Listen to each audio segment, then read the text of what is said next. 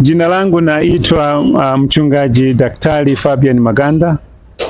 Ninamshukuru Mungu kwa kunipatia nafasi ya kuwepo katika Diocese ya Geita. Mimi nimetokea kule Athens, Georgia. Ni katika jimbo la Georgia nchini Marekani. Mimi ni mchungaji katika kanisa la Calvary Bible Church. Lakini mimi pia ni mwalimu katika chuo kikuu cha University of Georgia, na hizo ndizo kazi ambazo nafanya. Nimekuja hapa kwa mwaliko wa askofu mkuu. Amenialika kuja kuwezesha hii faraga ya maaskofu pamoja na wake zao. Ni jambo ambalo limekuwa ni kitu ambacho kiko moyoni mwangu, kushirikiana na kanisa langu, kuona jinsi ambavyo viongozi wa kanisa letu wanaendelea na kazi zao kwa ufanisi zaidi. Jana tulifika hapa kama mida ya saa 10:30 hivi, na nilipofika sikuwa najua kwamba kulikuwa na maandalizi ya kutukaribisha katika kanisa la Yeriko, kanisa kuu la Diocese ya Geita, ambapo ndio makao makuu ya kanisa letu la African Church kwa Diocese ya Geita. Kweli nilishangazwa na jinsi Wakristo walivyotukaribisha kwa moyo wa ukarimu, na ilikuwa ni kitu ambayo wanasema Waingereza, it was a surprise. It was a surprise to us, kwa sababu hatukujua na hatukutegemea kwamba tutakaribishwa kwa ukaribisho wa aina hiyo. Tunamshukuru Mungu kwa yale yote ambayo yalitokea pale, waimbaji walivyoimba, na hasa nilivutwa sana na kwaya ya Muungano, kwaya za AIC zilizoungana pamoja na kutunga wimbo mmoja wa kutukaribisha sisi. Tumekuwa na changamoto sana katika makanisa yetu ya AIC. Mimi kama mnavyoniona hivi, nimekuwa mwimbaji wa siku nyingi, na nimeona kulikuwa na haja ya kitu kama hiki, muunganiko wa Wakristo kwa pamoja na kufanya kitu kwa pamoja. Nimeona kuna mashindano mengi sana katika kwaya zetu, kitu ambacho sio kizuri hata kidogo. Kwa hiyo kuona watu wanaimba pamoja, watu wanashirikiana pamoja, watu wanamsifu Mungu pamoja, ni ule ushirika ambao unatuunganisha na kutuonyesha kwamba sisi ni kweli ni mwili wa Kristo. Ninashukuru kwa ajili ya maaskofu walioko hapa, kwa ajili ya wake zao, lakini pia nashukuru Mungu kwa ajili ya wachungaji wote ambao walikuwepo kutukaribisha jana, kuanzia na mchungaji tunaita askofu mkuu, msaidizi wa askofu, pamoja na wachungaji wengine, mchungaji wa jimbo na wachungaji wengine ambao kwa kweli wamekuwa ilikuwa ni motisha kubwa sana kwetu. Kwa ujumla naweza nikasema tu kwamba nilibarikiwa sana na ukaribisho huo, na siku ya leo ndio siku yetu ya kwanza ya faraga hii. Tumekuwa na muda mzuri wa kujifunza maneno ya Mungu pamoja, mambo ya kushauriana na kutiana moyo hapa na pale. Kwa hiyo tunamshukuru Mungu, na mazingira ni mazuri. Tuko hapa kwenye hoteli ya Lenei, ni hoteli nzuri, na tunamshukuru Mungu kwa ukaribisho wa hata mwenye hoteli hii kukubali hii faraga ifanyikie mahali hapa. Nimesikia ni Mkristo mwenzetu wa AIC. Ni jambo ambalo ni zuri, linaloonyesha ushirikiano mzuri. Kwa hiyo kwa ujumla naweza nikasema hayo kwa kifupi. Tunashukuru sana sana sana sana. Darasa limeenda vizuri sana. Watumishi wamebarikiwa na maada zile ambazo tumekuwa tukiziongelea. Tumeongea kwamba sisi ni chachu ya mabadiliko. Tunaangalia mabadiliko ambayo ni ya muhimu sisi kama Wakristo tubadilike, na tumejikita katika kitabu kile cha Warumi sura ya 12 mstari wa 2 inayosema kwamba mgeuzwe nia zenu kwa kufanywa nia zenu kuwa mpya. Ni jambo ambalo ni la muhimu sana sisi akili zetu, mawazo yetu yabadilike, ndipo tutakapoweza kuwa chachu ya mabadiliko kwa wengine.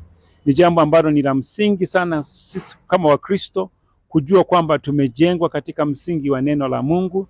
Yesu Kristo ndiye Bwana na Mwokozi wetu, na lazima tusimamie hapo, lakini pia tubadilike kuona kwamba kuna mambo mengi ambayo yanabadilika katika ulimwengu huu.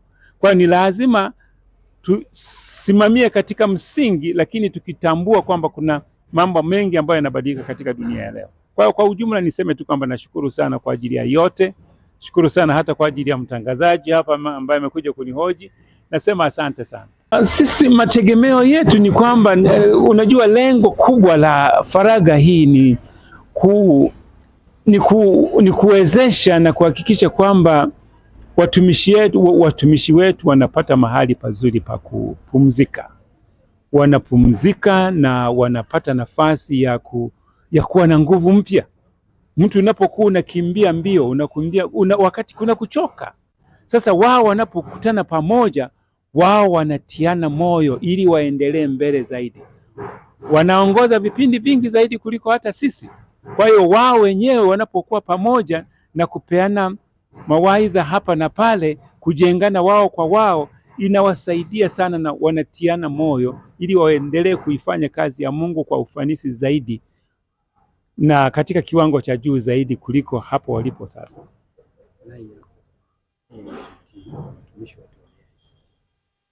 Rudia tena. Ombi lako wewe kwa watumishi wote wa Dayosisi ya Geita, lakini kwa AICT Tanzania, unawaambia nini? Kama ulikuwa mwana AIC na umeiona AIC na bado umekuwa Marekani, umeendelea kuwaona watu wa AIC na leo umekuja kuwa facilitate. Nataka kusema kwamba unataka kuambia nini, ujumbe wako kwa maana ya muktadha huu, lakini pia kwa sijui umenielewa kidogo. Nimekuelewa. Asante sana. Hilo ni swali zuri sana. Labda niseme tu kwamba mimi sio kwamba nilikuwa mwana AIC. Mimi ni mwana AIC. Nilikuwa mwana AIC, nitaendelea kuwa mwana AIC na nitaendelea kuwa pamoja na kanisa katika muda wangu wote. Kitu kikubwa ambacho tunakiangalia siku, kwa mfano kama siku ya leo, maada ya leo ni kubadilika. Na mabadiliko, kwa mfano jana ninyi wenyewe mmeonyesha mabadiliko makubwa sana. Ile ushirika wa pamoja kama kwaya, mnaimba pamoja, mnaabudu pamoja, ni kitu ambacho ni cha msingi sana. Nafikiri swala hilo la mabadiliko ya kuangalia ni kwamba tuitende kazi ya Mungu kwa pamoja. Neno la Mungu linasema kwamba sisi tukipendana, ulimwengu utajua sisi ni watoto wa Mungu.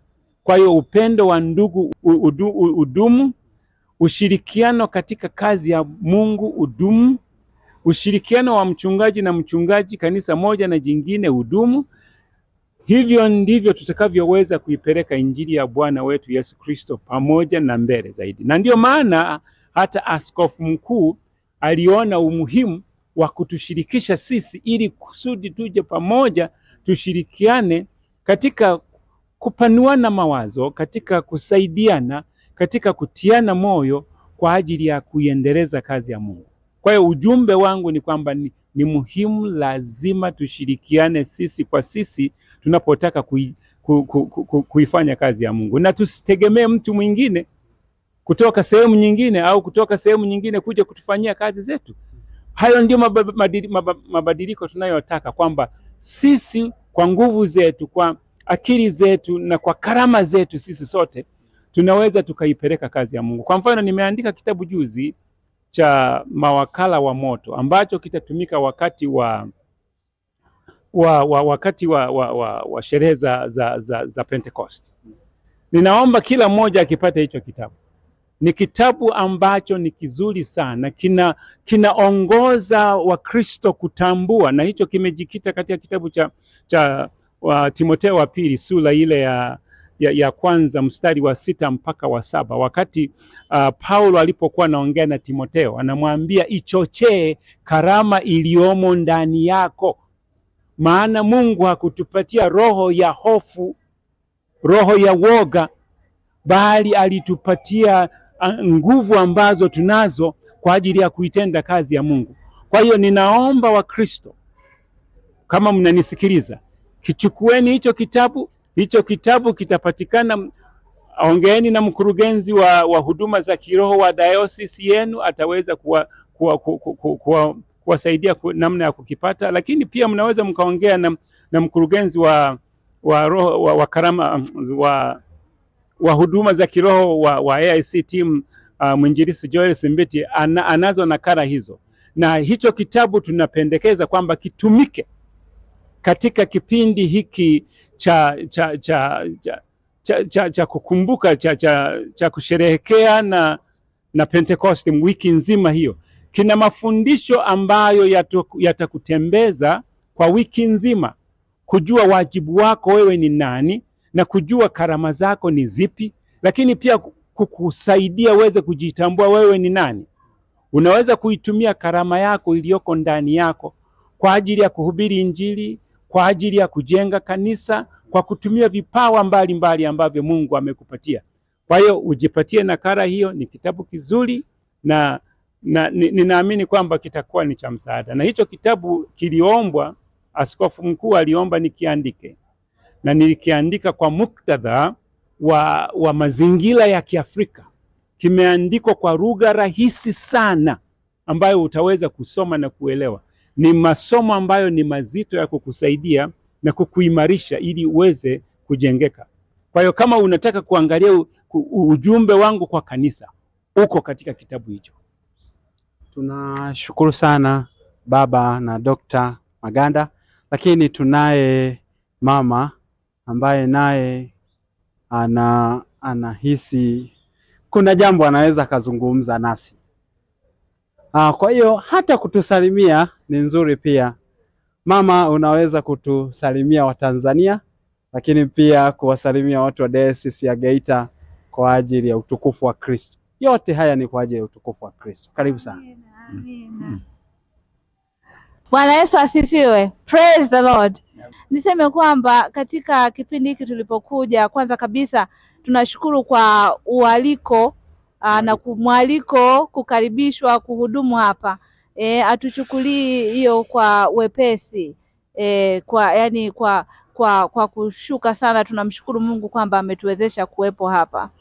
Na pia niseme kwamba kwa sababu Mungu ametujalia kuwa wazawa wa hapa Tanzania. Sisi ni wa Tanzania kabisa, tumezaliwa hapa, tumekulia hapa. Nimesoma shule ya msingi, sekondari, mpaka wanasema A level. Nimesoma Kolandoto, shule ya msingi Majahida, labda wengine wananisikiliza wanapajua. Nimeenda Msalato Dodoma secondary school, nimeenda Rugambwa high school. Kwa hiyo we know Tanzania and we know the education. Na pia tumekulia kwenye AIC. Tunaifahamu AIC tulipoiacha na tulipoondoka na kurudi huku tunapajua. Kwa hiyo elimu zetu za juu zimekuwa ni Marekani. Lakini bado tuna ule uwezo wa kusema kwamba bado tunaweza tukaitenda kazi ya Bwana sisi kama wazalendo. Tulipotoka hapa na tunapoendelea kuja hapa, tunaona sehemu ambapo tunaweza tukachangia. We can contribute. Na ninasema hivi kwa kusisitiza tena jambo ambalo mume wangu mchungaji Maganda amesema. Umoja huwa ni nguvu. Na umoja huwa hauchagui. Hausemi kwamba nataka tu kushirikiana na huyu hapa kwa sababu yuko huku, au huyu hapa kwa sababu ana hela nyingi. Umoja huo unaangalia ni nani anaongeza nguvu ili ufanikishe mambo unayotaka kuyaendea. Kipindi tu ambacho tunakiendea katika faraga hii ya maaskofu ni kuleta mabadiliko, kuwa chachu. You have the ability to make a difference. Kila mtu ana uwezo wa kuchangia na kuleta mabadiliko, kubadilisha kitu fulani. Na kwa sababu hiyo, karama ulionayo, ujuzi ulionao, uutumie kwa ajili ya kuleta mabadiliko. Mimi ni mwanamke. Nimesoma, nina PhD. Sio kila mwanamke ana uwezo huo. Lakini haimaanishi ya kwamba uwezo wangu tu ndio unaoweza kuchangia. Mwanamke yeyote mwenye uwezo wa aina yoyote ana huo uwezo. Tunapoendelea sisi katika mambo ya mabadiliko, sisi tunajikita kwenye kitabu cha Esther. Nadhani wote wamama wengi, sio wamama tu, wengi waliosoma Biblia mnafahamu juu ya habari ya Esther. Yaani kwa ufupi tu kwamba Esther alileta mabadiliko makubwa mno kwenye hiyo ikulu. Lakini alileta mabadiliko kwa njia nyingi sana ya kuanzia, lakini hakupuuzia hata ule muonekano wake. ninahitaji kuonekana vizuri. Hata hiyo tu nayo ni ushuhuda. That also makes a difference. How I appear, how I communicate with people inaleta chachu ya maendeleo. Lakini pia ile hali ya unyenyekevu. Si nimesema nimesoma. Hii haimaanishi kwamba ninaweza kuongea na wale tu walioko kwenye hali ya juu. Hapana. Kila mtu aliyeko katika sehemu ambayo Mungu anakupa, ujue ya kwamba una wajibu wa kumhudumia. Chachu ya maendeleo isichague. Ukiweka hamira, kwani inachagua kwamba hapa unga huu hapa ndio ni uchachusha alafu huu huku pembeni ni si uchachusha? Ukiweka chachu ina maana kwamba yeyote anayekugusa katika maisha yako uwe chachu nzuri ya maendeleo. Kitu kingine ambacho ningependa kuongezea tu ni kwamba kadri tunavyoendelea kwenye karne inayofuata sasa, nadhani kama kanisa tuanze kutambua nafasi kubwa ya wanawake. Mimi mwanamke, kwa hiyo I have to talk about women, the role of women in making a difference. Kwamba makanisa yetu tumekuwa na ile hali ya kuona ya kwamba hii kazi ni ya mwanamke, hii kazi ni ya mwanaume. Ile collaboration, there's no a lot of collaboration between men and women in ministry. There's that sense of separation. Okay, this is for women and this is for men. Hiyo nalo tunatakiwa tuliangalie katika kuleta mabadiliko. Esther aliongea na mjomba wake Mordekai. Esther akamwambia, waambie wafunge na kuomba. Mimi nitakwenda kwa nani? Kwa mfalme. Ina maana kwamba Esther alitambua nafasi yake katika huduma, lakini pia alitambua nani mwingine ashirikiane naye, na pia alitambua nafasi ya jumuiya. That is the power of collaboration. When you identify who can make a difference and work together. Kwa sababu hiyo, sisi kama AIC, kama kanisa sasa, tuna uwezo wa kuleta mabadiliko makubwa, sio kwa kanisa tu, lakini kwa nchi yetu. Tunapoweza kuamua na kusema ya kwamba kama kanisa tukishirikiana, waone kati ya wanaume na wanawake wanafanya kazi pamoja, kati ya kwaya hii na kwaya hii wanafanya kazi pamoja, kati ya jinsi ambavyo tunahudumiana kutoka jamii hii na jamii hii, wanaona watu wanaweza wakasema kwamba wale wa kanisa la AIC, hebu ona mabadiliko ambayo wameyaleta kwenye jamii zao. Hawakubagua kwamba tufanye kazi na watu wa RC au wa Katoliki, au tufanye kazi na watu wa Anglikana, au tufanye kazi na watu wasomi tu, au tunaangalia wajasiriamali tu. Unaangalia kila yeyote ambaye anaweza kukusaidia uweze kuendeleza na kuleta yale mabadiliko. I speak with a lot of passion, kwa sababu nimeona jinsi ambavyo mtu mmoja akikubali kuongoza na kushirikiana na wengine anaweza akaleta mabadiliko makubwa. Na pia si kwa sababu ni huyu mtu mmoja, ni kwa sababu Mungu, nguvu ya Mungu inakuwemo. Kwani Esther alifanya hivyo akiwa peke yake? Si unajua alisema kwanza, hebu tuombe, recognizing God's power in facilitating change. Kwa hiyo tukiamini kabisa na kujinyenyekeza mbele za Mungu na kutambua kwamba Mungu anaweza akatumia wowote wa kushirikiana na sisi, tunaweza tukaleta mabadiliko. Asante.